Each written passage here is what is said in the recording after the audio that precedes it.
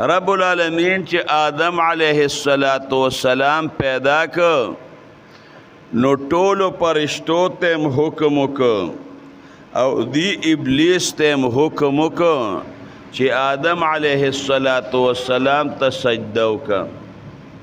ټولو فرشتو سجده وکړه، بغیر د ابلیس نه د سجده ونه کړه. فرشتو ته الله حکم وکړه چې سجده وکړي، چې هغوی سجده وکړه او سر یې راوچت کړه، د سجده نه وه کړې. فرشتو دویمه سجده وکړه د شکرې، چې شکر دی الله چې موږ ستا حکم ومنه. اوس هم خلک په یو رکعت کې 2 سجدې کوي، دا ړومبی فرض، دویمه واجب، د شکرې سجده کړې ده دویمه. دې ظالم سجده ونه کړه، الله ورته وایي دا سجده دې ولې ونه کړه؟